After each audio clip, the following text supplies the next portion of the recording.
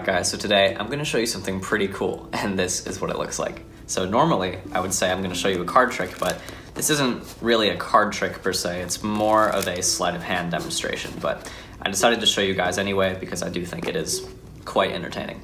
So over here we have the deck of cards that has been thoroughly mixed. The spectator could have shuffled the cards if I had a spectator with me. So once they're done shuffling, we can go ahead and have a card selected. Let's say the card is the 10 of clubs. They can go ahead and sign the card if they wish, but we'll go ahead and just leave the card here on the table. And this skill that I've actually been learning, I learned a new skill recently, and I would love to show it to you. So what it consists of is I'm gonna take your card and shuffle it into any position that you give me. So if you give me any number right now between 1 and 52, I will shuffle your card into that number in just a moment. So let's say the spectator gives me a number, and let's say the number is 14, for example. And I say, oh, interesting. Is there any reason why you chose that number? And they just say, oh, no, it's just a lucky number. I say, okay, cool. So we'll take your card, the 10, and I'm gonna go ahead and lose it. Actually, you can go ahead and lose it anywhere you'd like. So they take the card and they place it somewhere in the middle themselves. And I say, okay, so judging from where you've placed it, I think you've placed it about halfway down. So in order to get it in the 14th position, I think it will only take one shuffle to do this, but I think I can do it. Let's see if I can get it to work. I think right about there.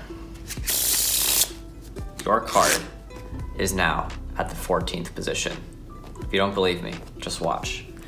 1, 2, 3, 4, 5, 6, 7, 8, 9, 10, 11, 12, 13, and 14. Remind me again, was your card the 10 of clubs? I believe it was.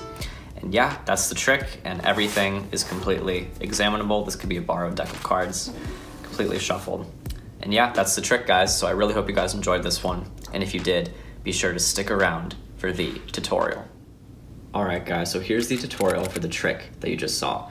So I actually really enjoy doing this trick, not only because it's fun for the spectators, but it's actually fun for myself to perform and to practice, because it's really fun and satisfying when you can get one of these precision type effects down, and it's just fun to practice trying to get a card in a specific location. So I would classify this as an advanced card trick. Even though the method is pretty simple, the execution is a little tricky. The one reason being that you'll have to perform a decent Pharaoh shuffle. Now, if you don't know how to do a Pharaoh shuffle, I'll link a video up here so you guys can get a good tutorial on it. And you don't have to be able to do a perfect Pharaoh shuffle for this trick to work, but the more perfect it is, the better. So I would recommend knowing how to do the Pharaoh shuffle very well, but also doing this trick with a deck of cards that you trust can Pharaoh very neatly and very cleanly, preferably like a newer deck of cards. That would be the best case scenario for you guys. So without further ado, let's get into how this trick is done. So like I said, the method is actually extremely simple. I'll run down the basic math behind it. It's very, very simple mental math that you have to do for this trick. So it's a completely impromptu trick. You can shuffle the cards as much as a spectator would like you to, and once the cards are shuffled, all you're gonna do is this little sneaky switch over here, which I have taught in a previous video. I call it the spread switch. I'm sure there's an actual name for it somewhere published. If someone would have that credit, that would be amazing. I will put it in the description below, but the switch looks something like this. They touch a card, and you wanna make sure that the last card of the right-hand spread is still out jogged just a little bit.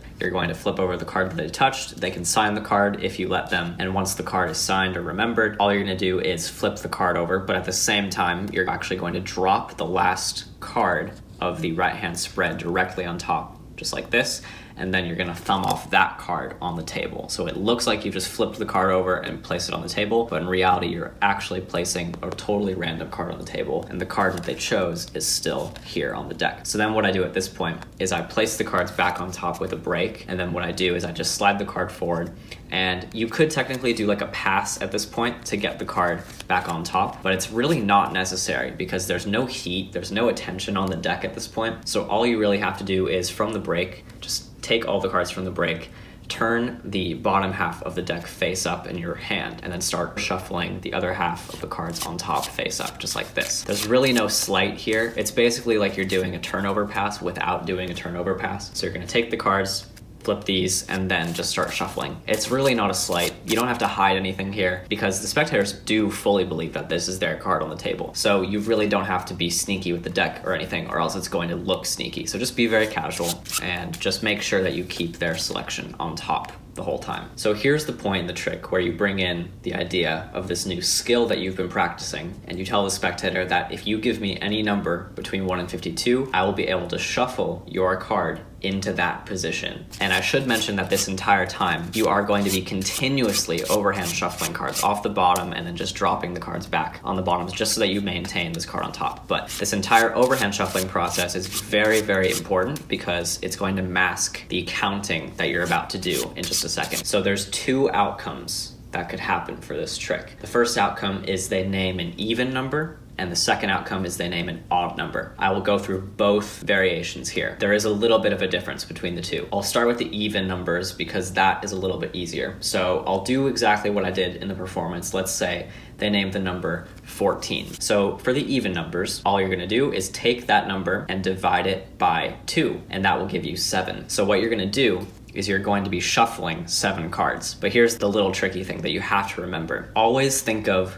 the last number that you have to shuffle, not as a card that you have to pull off, but as the rest of the deck coming back on top. That might not make a lot of sense, but I'll explain what I mean. So 14 divided by 2 is 7. That means we have to shuffle 7 cards off the bottom to put this card in the 7th position. You're gonna treat the last number of the count as taking the rest of the deck and throwing it on top. So instead of going 1, 2, 3, 4, 5, 6, 7, throwing the cards on top, what you're going to do is 1, 2, 3, 4, 5, 6, and 7. Throw the rest of the deck on top as that last number in the count. So hopefully that makes sense. I'll do some other examples in a minute just so that you guys can fully understand what I mean. But what that will do is it will actually place the card in the 7th position. So 1, 2, 3, 4, 5, 6, 7. So here's that queen of diamonds, the spectator selection. So I'll do one more example with another even number. Let's say if they named the number 18, that would be 18 divided by 2 is 9. So treat the last number of the count as throwing the rest of the deck on top. So instead of going 1, 2, 3, 4, 5, 6, 7, 8, 9, throwing the deck on top, you're gonna throw the deck on top as the last number. So 1, 2, 3, 4, 5,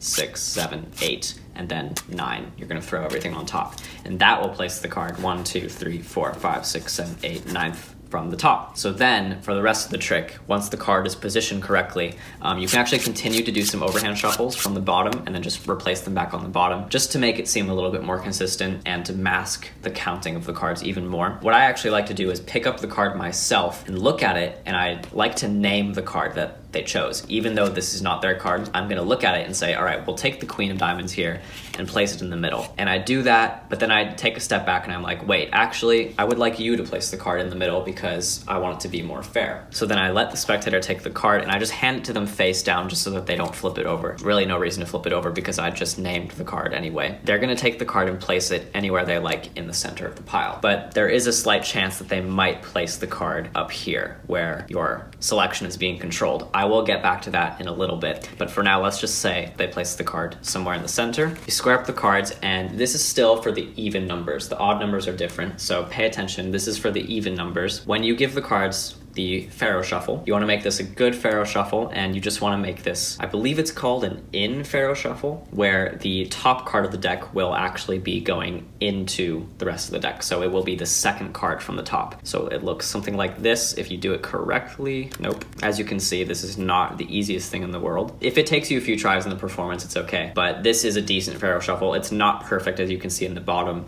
but look at that. The top card of the deck is now the second card of the deck, and the rest of the cards are perfectly shuffled. So this will put the card in the 18th position. So that's what you do for the even numbers. Let's say they choose an odd number. So for the odd numbers, it's essentially the same process, but there's a slight difference to it. So you're gonna have them name a number, and let's say they name 15, for example. All you're gonna do is you're going to add 1 to it. So 15 plus 1 will turn into 16, and then you're gonna treat the rest of the trick as an even number trick. So you do 16 divided by 2 is 8. So you're shuffling the cards, asking them for the number. They say 16, and you go, oh, interesting. Is there any reason why you chose that card? So I just did 7 cards, threw the rest of the deck on top as 8. That will place the card in the 8th position, just like this. I forgot to have a card selected before, but let's say it's the Queen of Diamonds, and what you're gonna do is have the spectator place the card back somewhere in the middle, just like this. And then the only difference here for the odd numbers, there's a slight difference from the evens, is instead of shuffling the top card of the deck into the 2nd position, you're actually gonna make sure that the top card of the deck remains the top card of the deck. So I believe that's called an out pharaoh. If I can do this correctly, there we go.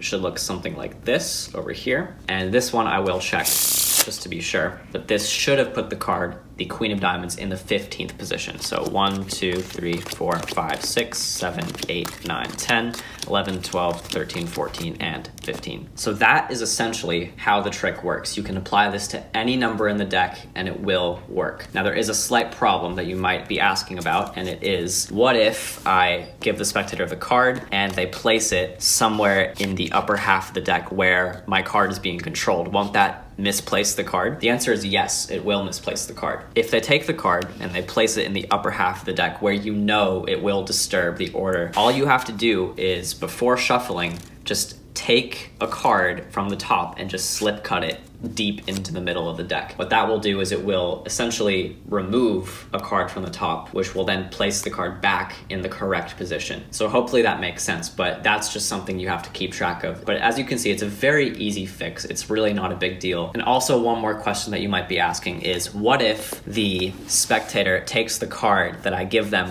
when they're supposed to put it in and they flip it over? What if they see that it's not the card? So if you are worried about this, instead of giving them the card to place back in the deck, all you have to do is hold the card yourself. You don't have to give it to them at all. You just run through the deck like this and say, so you can decide where to put it back. Just tell me when to stop. They say stop right here. And then you just place the card back where they said stop. And there you go. That solves that problem. Now you don't have to show them the card whatsoever. So yeah, hopefully that explains this trick. I hope I went through everything pretty clearly. If you guys have any questions, feel free to leave them in the comments below. But yeah, that was essentially the entire trick. And I really hope you guys enjoyed this one, and see you guys next time. Bye.